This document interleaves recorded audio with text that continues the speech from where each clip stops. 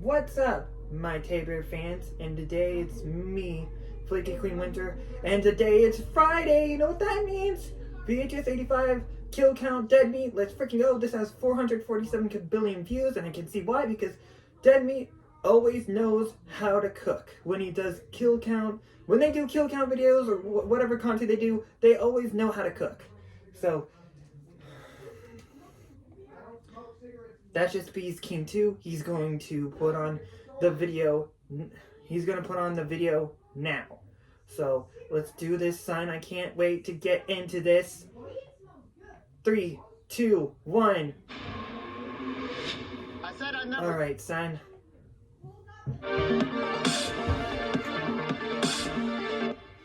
Welcome to the Kill Count, where we tally up the victims in all our favorite horror movies and show you how they were made. I'm James A. Janice. I'm Chelsea Rebecca. And I'm Zoran, gonna shake my ass on the hood of Whitesnake's car, Gavoyage. And today, that's not in the script, looking at a VHS 85 released in 2023. VHS 85 caps off the franchise's Years trilogy after 94 and 99. It goes back the furthest, all the way to the 80s, when home video was in its analog heyday. While VHS was an outdated format in most of the other films, here the characters see it as a hip new thing. They all have the videotapes now. It's a fun setting for the latest variety of segments, which includes home videos of friendly outings and family get-togethers, and documentative pieces dealing with fear and uncertainty over emerging technologies. They feel grittier and older than ever, since unlike previous entries, some of them were shot on actual VHS. 85 is also the scariest VHS in quite some time. Definitely the most horror-focused of the Years trilogy. 94 was fun and felt like a carnival ride. 99 was off the rails and oftentimes gross. In contrast, 85 is mostly terrifying. Even the segments that begin lighthearted wind up being disturbing. There's an overall darkness to the soul of this film, and I love how creepy all of it is together. It got the most mixed reception of the latest trilogy, but I think it's a strong addition to the franchise.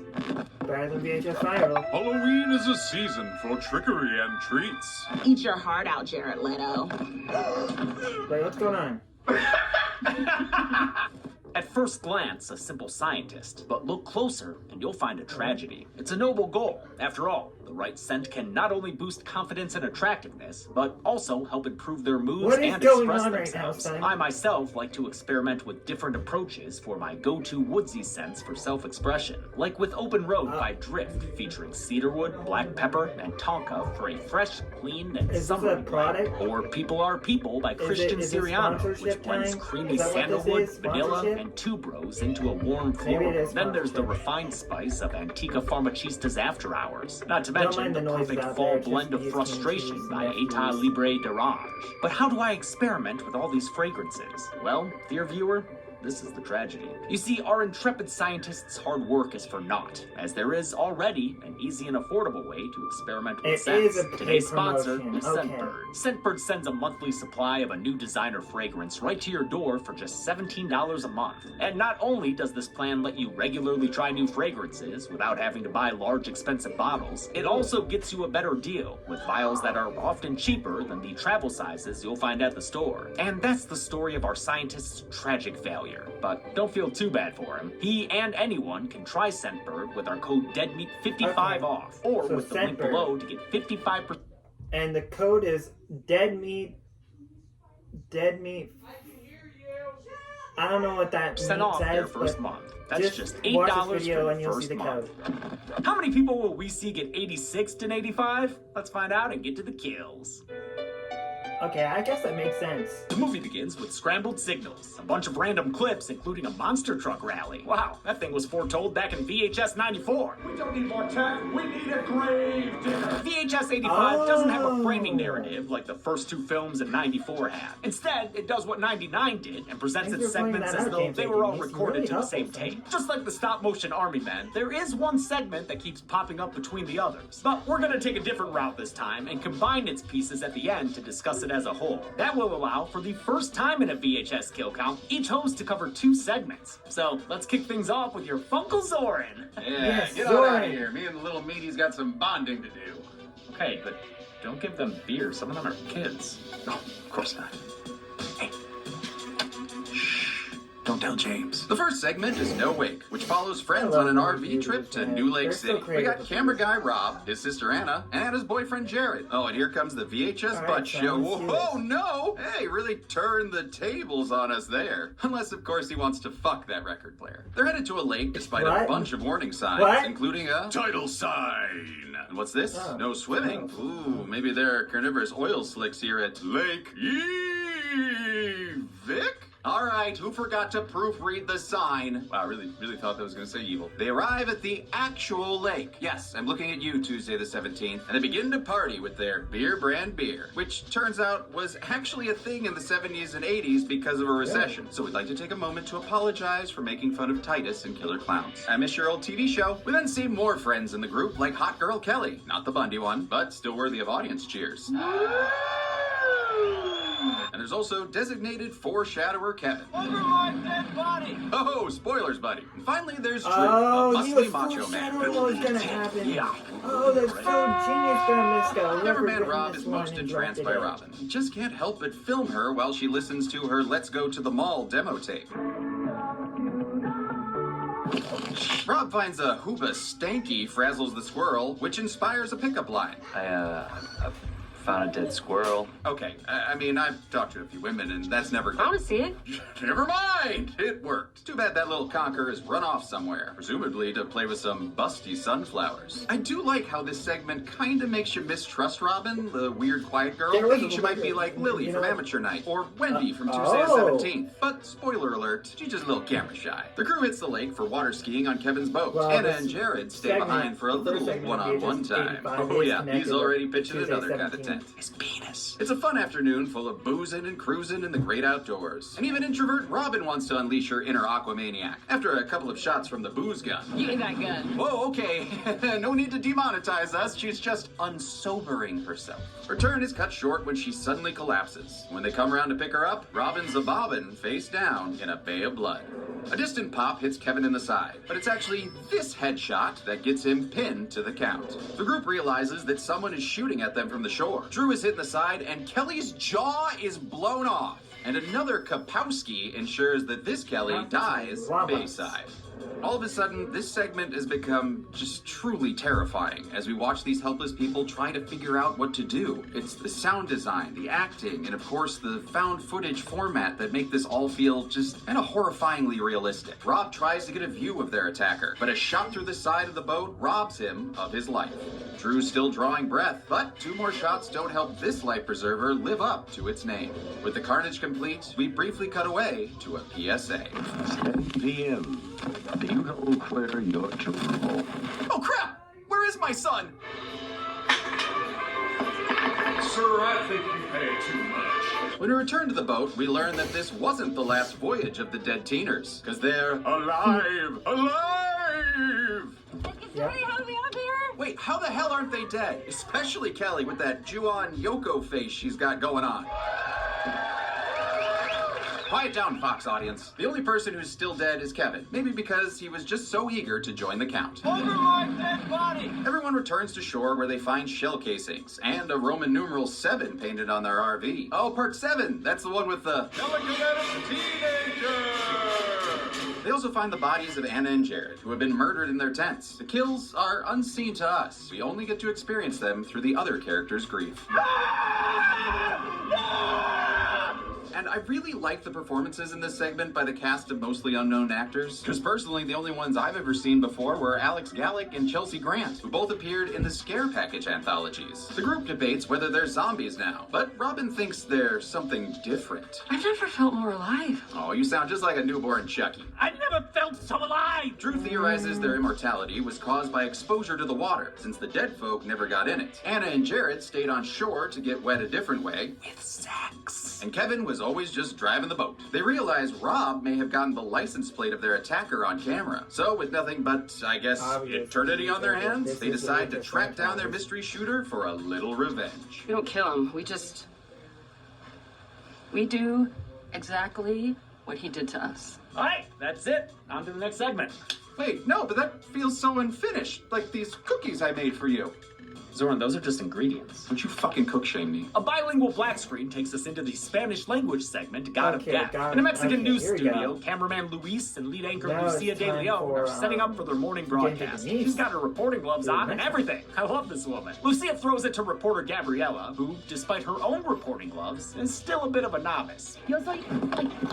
She's played by the segment's director, Gigi Sal Guerrero. She's worked in anthologies before, including Welcome to the Blumhouse and Into the Dark. She also directed a segment in Satanic Hispanics, alongside VHS vet Eduardo Sanchez and When Evil Lurks' Damian Rugna. The broadcast is interrupted by breaking news: the Earth's crust. It's a giant earthquake, and though Lucia tries to keep the show going, she's crushed by a chunk of the ceiling. Aw, come on, she was great! Are we sure she's dead? Oh, yep, she did. A group of first responders rescue Luis from the rubble, and he quickly succumbs to found footage protagonist syndrome.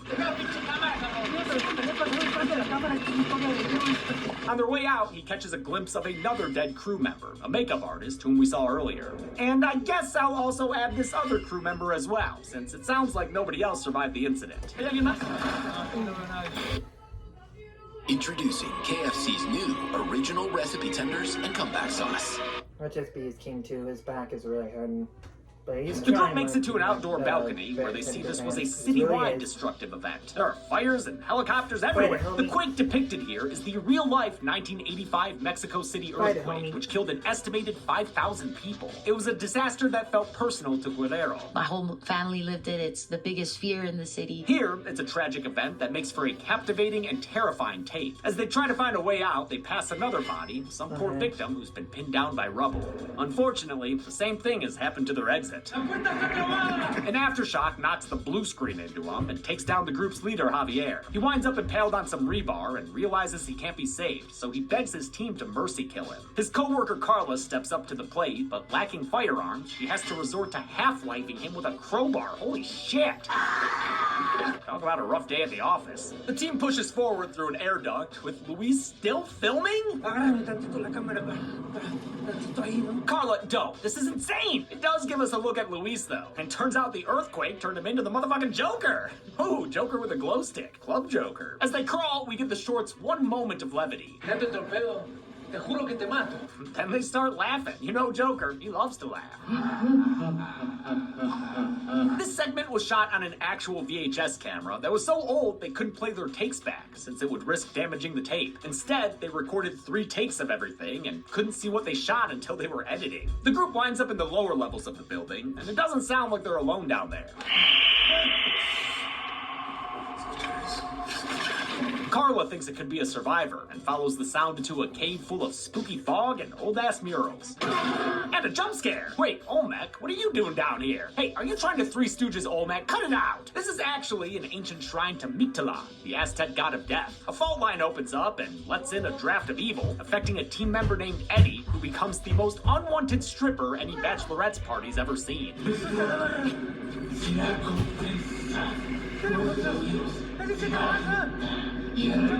This segment just turned into Evil Dead meets The Descent. Eddie attacks a guy named Miguel with a blow to the throat, killing him. Mictlan himself then appears behind Eddie and forces him to rip out his own heart. Mictlan, you don't want to go and eat a snack like that. Carla flees through a nearby crevice, but Luis isn't able to squeeze I through, got probably that because of the reference funky-ass in camera. Denise. Mictlan gets all up in his face, but throws Don't him have down me without scared. killing him. That honor is given to a freshly clean Carla, who's now succumbed Wait. to the god's influence. She 5. stabs Luis with a crowbar before removing his heart for its big close-up. Then she strips down naked, and presents her holy body and Luis's heart as an offering to Mictlan. Damn, must be good to be a god. You got naked chicks bringing you hearts on demand. Carla praises his name as the building collapses and buries her in the rubble. The segment ends with footage of the earthquake's aftermath, and Gabriella calling it a day to be remembered. Still not sure why that chick got naked, though. Was it because she was under Mictlan's spell? You don't need an excuse like that. Okay, no. All right, we're in. They don't get to see her. James is naked over here. The program takes a commercial break before its next All right, segment, time Techno for God, this or one, TKN Tanakdu. Produced by XFX Productions. It was written and directed by Natasha Kermani, who previously directed Lucky, written by and starring Bria Grant. Kermani developed the story with writer Zoe Cooper, who also did Ozzy's Dungeon for VHS 99. Yay. Techno God is a recording of the last performance of a one-woman show. We've got cameras looking towards the stage, That's towards the Zoe audience, a Cooper for handheld doing one, the even a segment of security Ozzy's, cam feed. This is dungeon, incredible and also coverage for a this black box segment theater. from The artist on VHS stage is 85. Ada Lovelace, presumably named after the famous mathematician, who was also Lord Byron's daughter and just generally part of that weird era of geniuses who would die if you coughed on them too hard. Anyway, let's see what her show's all about.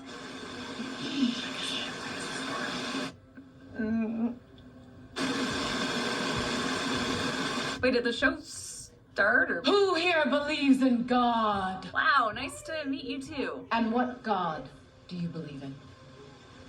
Jesus. Yahweh? Joe Hendry. I believe in Joe Hendry. Ada's show is about how God is dead, killed by modern technology like computers and robots. I know a lot of people didn't like this segment, but it rings so true to the weird and wacky world of performance art. Writer Zoe Cooper was raised in black box theaters in Atlanta, while Kermani's mother was a performance artist in New York under the stage name Ella Dredd. We watched a lot of actually my mom's old archival videos of her performances. You know, she's like getting naked on stage. You're like, there's my mom. Her mom even talked to actress Siobhan Michelle to inform her character. Personally, the segment reminds me of performance artists like Laurie Anderson, who's probably best known for her song Oh Superman. And just like in that song, Ada says modern technology has created a new god. A god of technology! To prove it, she puts on a video of a Steve Wozniak-looking fellow showing off his latest inventions. First is a techno glove used for virtual reality. It allows the wearer to physically exist in a digital world with digital style. But that's only the beginning. I call this little guy here my iPhones. Drop the S.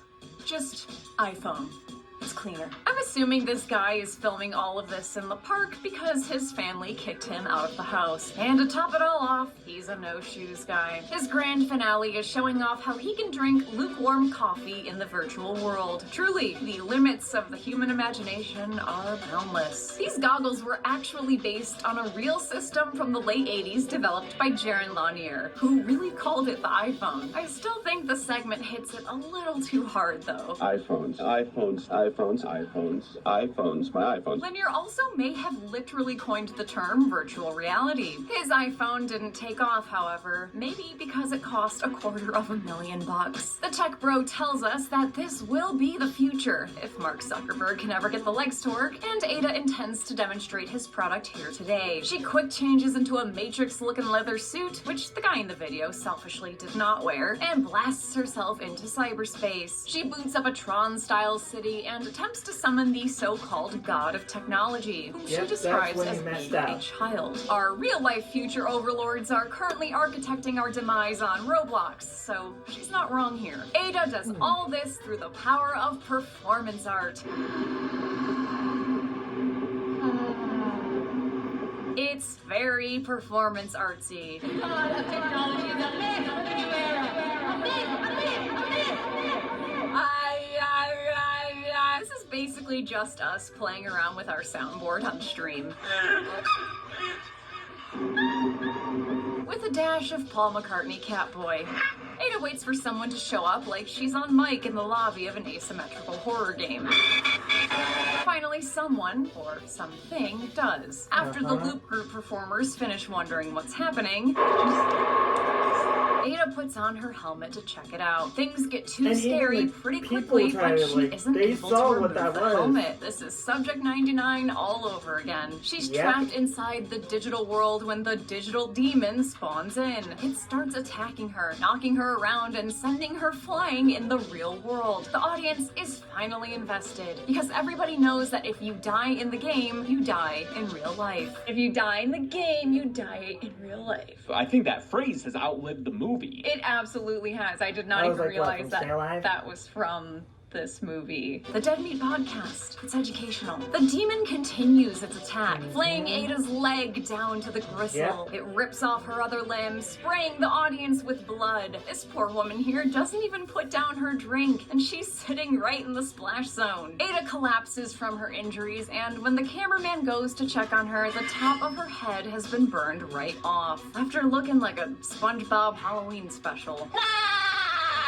That's This exactly gnarly what it kill looks was like achieved now. with an animatronic head, once again built by VHS mainstay Patrick McGee. The segment ends as the Patrick audience gives Ada a McGee. round of Not much for applause. Patrick With McGee that, because I'll he's throw got all things 3 back to our VHS most pictures. talented, funniest, and handsomest kill count host, whose critter kill counts are the best episodes of the series, Zoring Voyage. I can get used to this VR thing. The next segment, Ambrosia, is a home video of the Wrigley family. We're throwing a party for their this teenage one. daughter, Ruth. This shindig's got all your usual suspects. Goofy uncles, drunk aunts, workaholics, and creepy cousins who look like they should work at Dunder Mifflin. This is my cousin James. Hey, that's my name. Get out of here, loser! I'm not a loser. Being a complete loser. James becomes our cam op as the party continues, giving us a great look at the period styling of this segment. Seriously, I'm impressed with the outfits, the hair, and all the attention to era detail. Even the titular ambrosia salad, an 80s staple made from pineapple, mandarin oranges, mini marshmallows, and mayonnaise. It's fucking gross. The party seems innocent, even when a neighborhood kid comes up and shoots Ruth. But don't worry, it's just a squirt gun. Wait, does that seem familiar to anyone else? Where'd you get that? The lady in the RV. That's weird. Squirt gun delivery RV usually only comes on Sunday.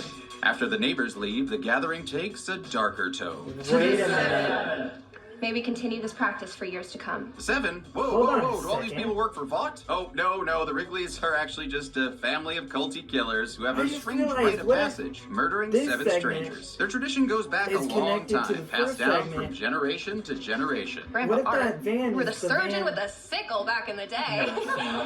Auntie Susan, your arsenic brownies, I mean, a classic. Since Ruth is a young that Gen would be Xer, she's hip, she's amazing with it, if and has a this videotape with her killing spree. Is connected to the first segment. Her victims are none other than Rob and his friends from No Wake. Oh yeah, turns out Ruth was the mystery lake shooter, and the symbol they found painted on their Yes, RV No Wake, was the that's what Wrigley it was. family logo, which was cleverly seen earlier grabbing a Carrie Bradshaw special. What was horrifying for the kids to experience, and for us to watch from their perspective, now becomes as blasé as watching a family member's vacation slideshow.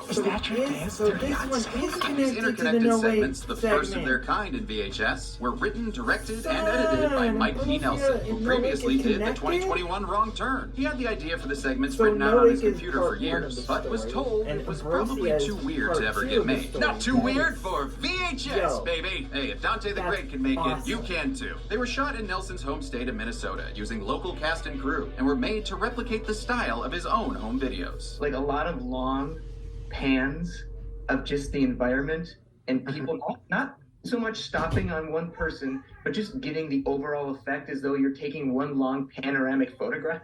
And you're just kind of like, okay.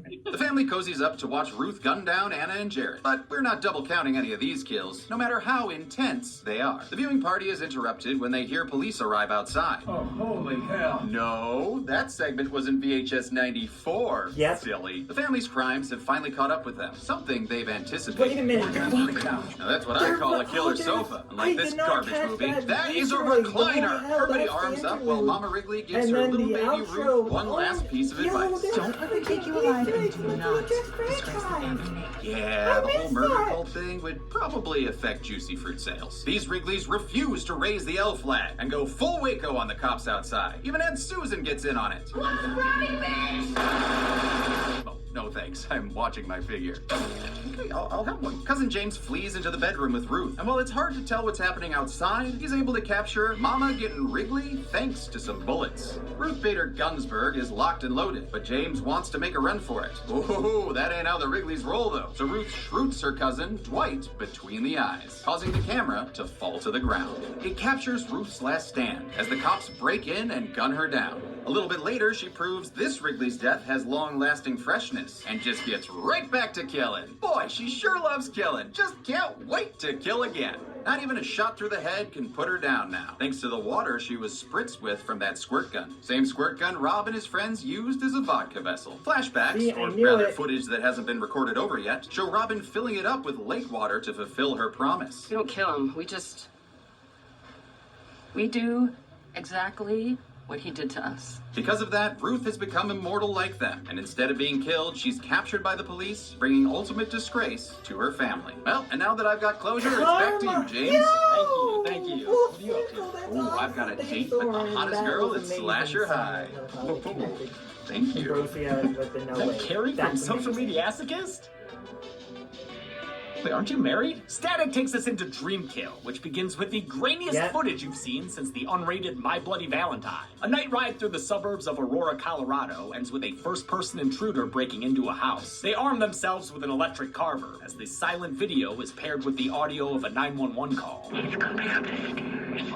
I think he's on the stairs. Oh my god. It's genuinely disturbing, especially when the intruder finds the caller and slits her eye open like he were Luis Buñuel. Later, forensic videographer Bobby and Detective Wayne investigate the bloody crime scene. It's exactly as we saw it go down in the grainy tape. The only thing is, that tape was mailed to the police department last week, and this murder just happened a few hours ago. I saw this murder.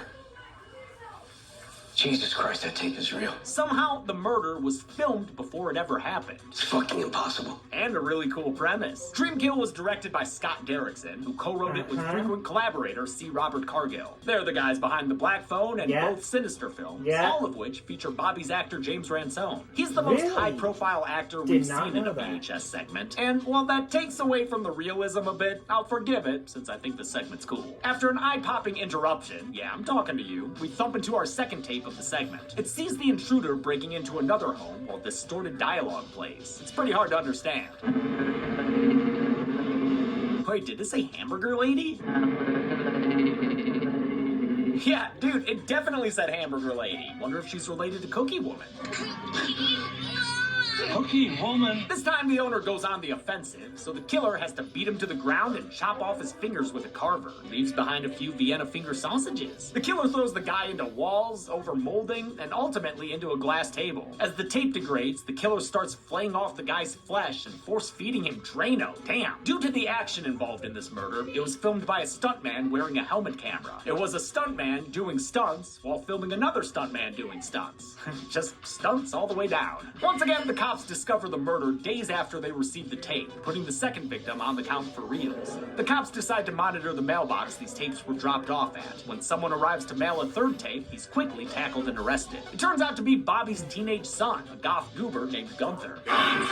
No, not that one. This one is played by Dashiell Derrickson, Scott Derrickson's real-life son. This ain't his first found footage foray either. He appeared in VHS 99 in Shredding, which was directed by Scott's wife, Maggie Levin. Levin actually encouraged Derrickson to do a VHS segment. His other son Atticus did the score, though the music for the second murder was a track by Throbbing Gristle called Hamburger Lady. Ah, see, I fucking knew it. Gunther claims he isn't the killer and that he didn't record the tapes, at least not with a camera. They were made when he tried to record some late-night TV shows onto a VHS. That's why we've been catching glimpses of commercials between the grainy murders. When Gunther watched the tapes back, he saw the murderous footage we've been seeing, which he had already seen in his dreams. You're saying your video recorder started recording your dreams? Wayne is understandably skeptical, but Bobby admits that psychic abilities run in his family. My sister had it. It drove her so crazy that she...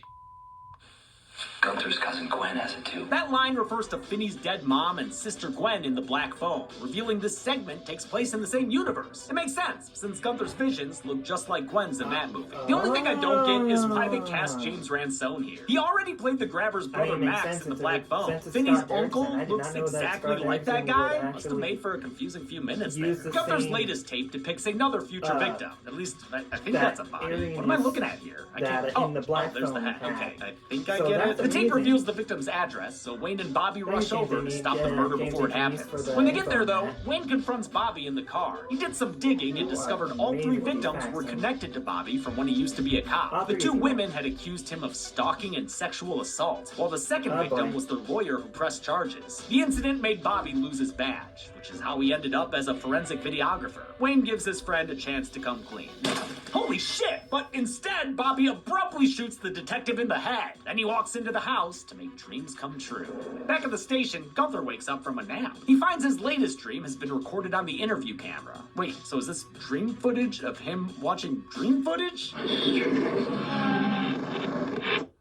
I just dreamed this. Trippy. That means he sees it coming when his bloody father walks in. I'm assuming he went ahead and killed the woman in the third tape, so I'll put her on the count. Bobby intends to kill his son for meddling with his plans, but Gunther ain't worried. He just skipped ahead in the movie and knows how this segment ends. Before Bobby can discipline his kid, he's distracted by a gunshot from an approaching officer. Bobby quickly returns fire, killing him. Another cop tries to intervene, but gets his throat slit for his troubles, right before Bobby blows a third cop's top off.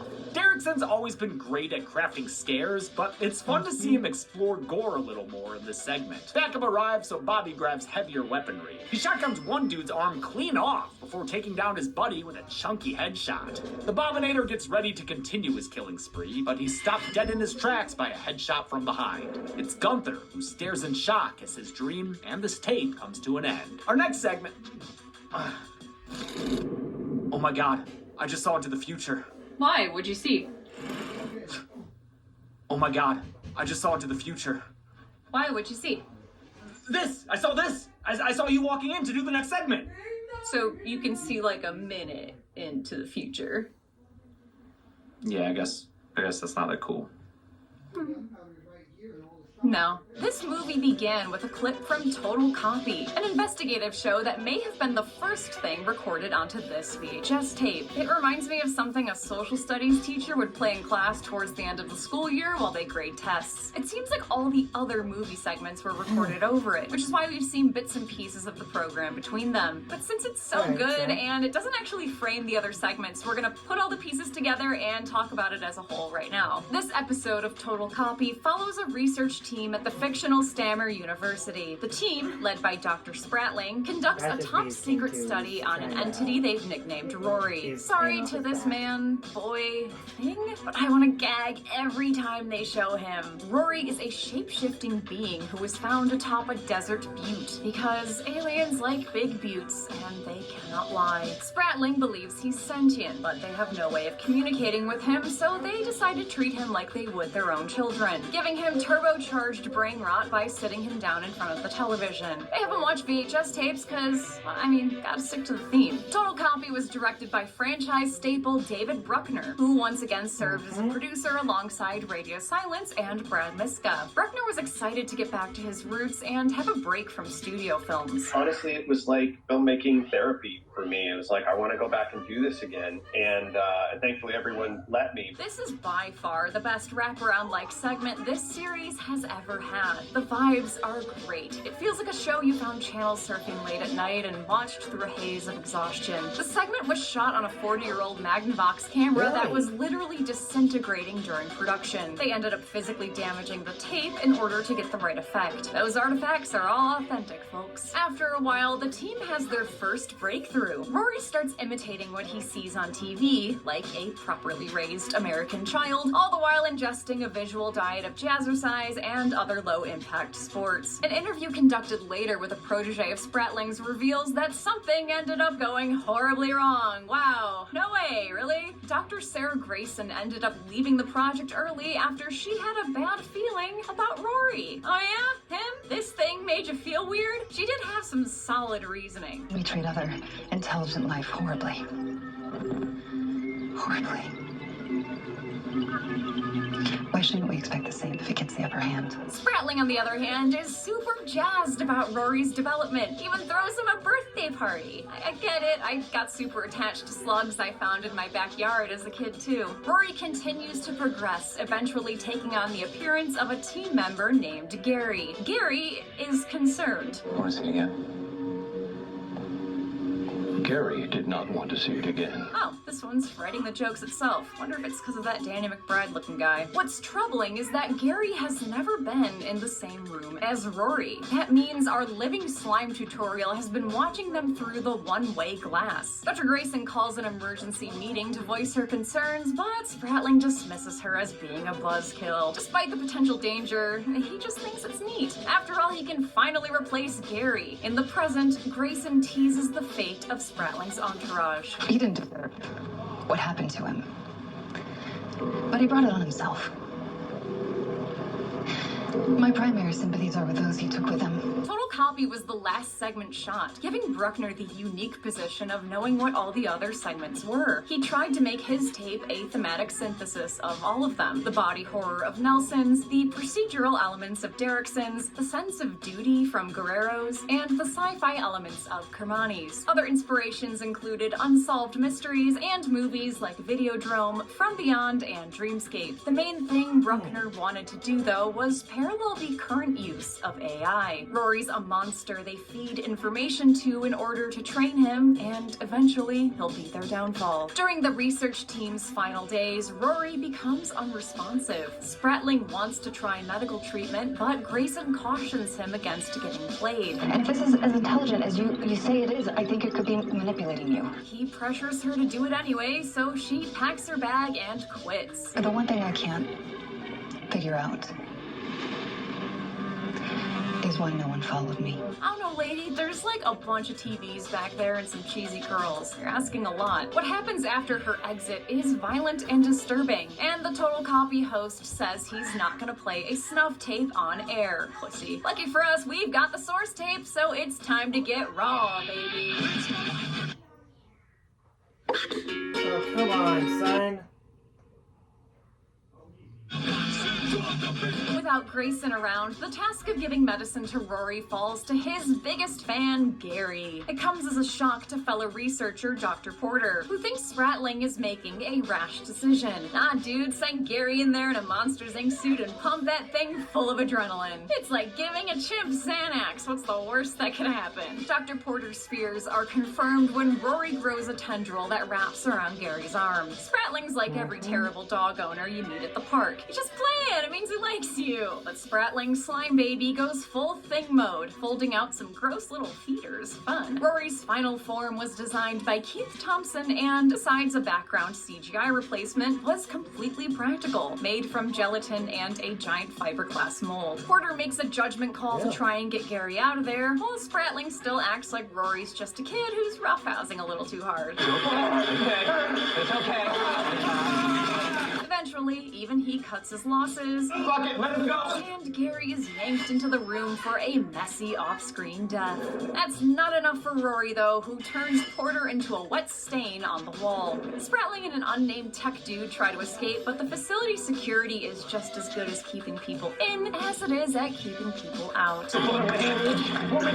Spratling's unable to unlock the door in time, allowing Rory to do whatever he does to this guy. Looks slappy. A cornered Spratling begs Rory for mercy, only to get a tentacle thrashing that leaves him leaking blood all over the floor. Rory proceeds to drag the tech guy's body and the camera along the floor. He yanks it all the way back to his chamber, where it's revealed this massacre was in service of his TV screen.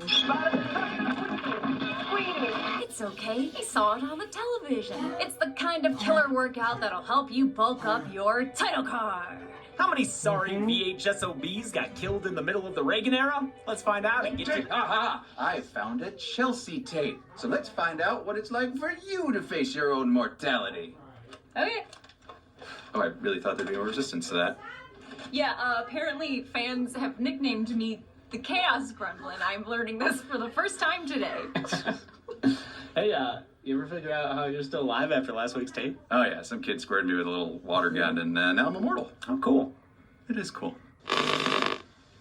Alright, Chelsea, let's get it. Okay, rolling on camera test, making sure the new switcher is working. We got camera 1, camera 2, there's Chels, over to camera 3, and back to 1. Hey, so since the press conference didn't go well, I'm gonna do this interview to try to clear up the whole Wonka situation. Are you sure you don't want to cancel the Spencer interview? You just driving for like 15 hours, I'm sure you'd understand. No, I've got that For a recording skit. session the next 2 days, Okay. so good luck I like it. with your interview. I like how this Yeah. whole Fucking Wonka. from VHS 1 to Russell, do we have an viral ETA on Spencer? 94, Well, 99, actually, I'm 85, reading it's all news, about and it says for the Iceland skits, kills it's frontman just Spencer Charnas Willy got hit by a Wonka killed car? him. Oh my god. Is he okay? Oh no, he's dead. Oh my god. What are we gonna do for the podcast? I could still do it.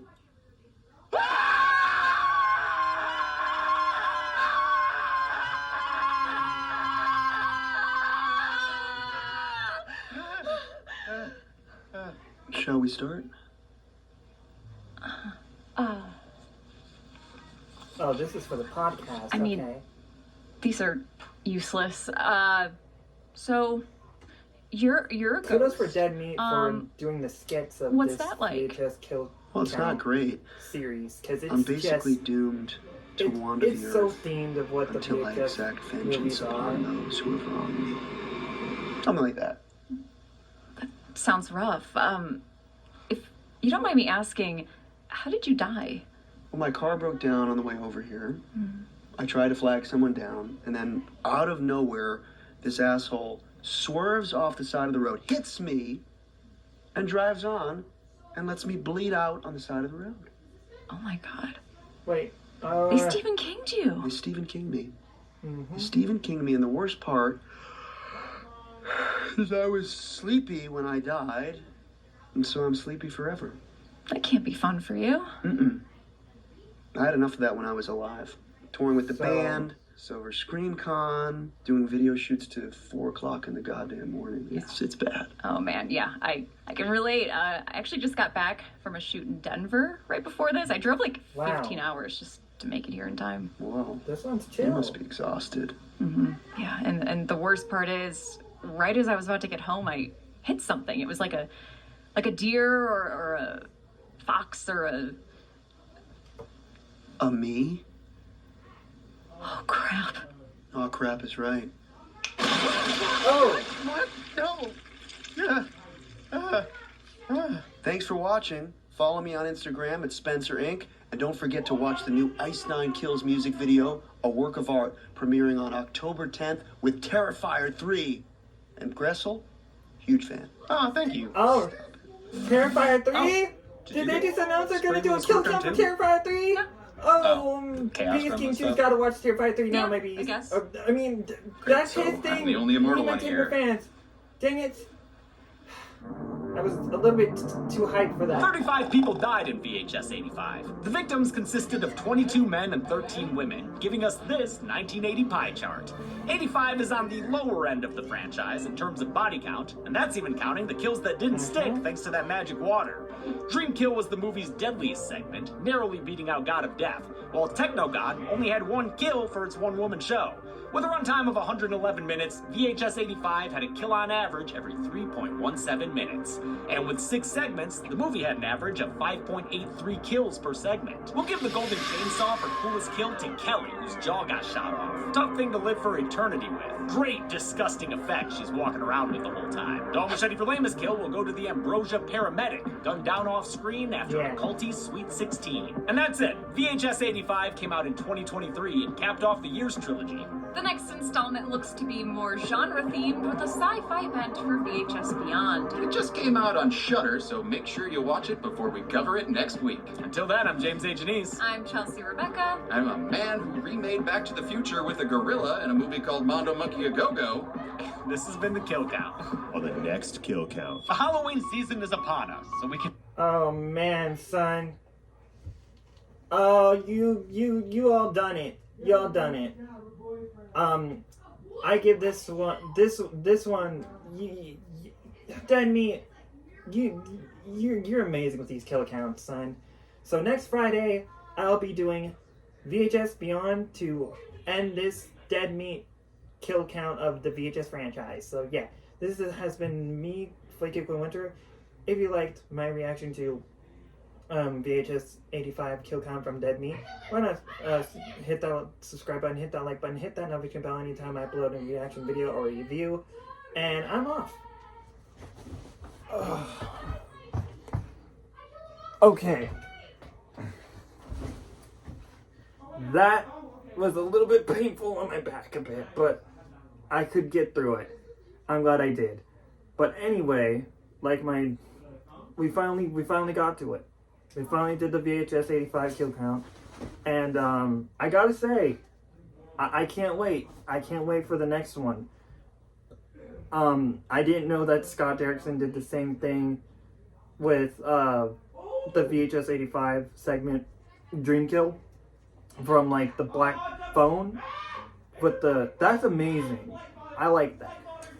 But anyway, enough of that said, I'm also off this reaction video and I hope you bees loved it, because the next, my teddy bear is going to be definitely reacting to the kill count of VHS Beyond from Dead Meat. And then she's done with the whole VHS franchise kill count of Dead Meat. And if that's done and over with, recommend her another franchise that she should do a kill count reaction on, like the whole complete series of it. Anyway, this has been your King of the Bees. Why do I keep on saying, you know what? This has been your King of the Bees and Flakey Queen Winter off this video. And just this franchise has been a great, amazing anthology series, and I loved it. From 1 all the way to Beyond, loved it. UB community, if you are a huge fan of horror, found footage, anthology, I highly recommend you watch the VHS franchise, because it is a great franchise. Brad Miska, you did a great job with it. David Bruckner, you did a great job with it. Everyone who is attached to this VHS franchise, y'all done a great job with every segment, with the makeups, the stories. It's just brilliant. So yeah. Bye, my bees.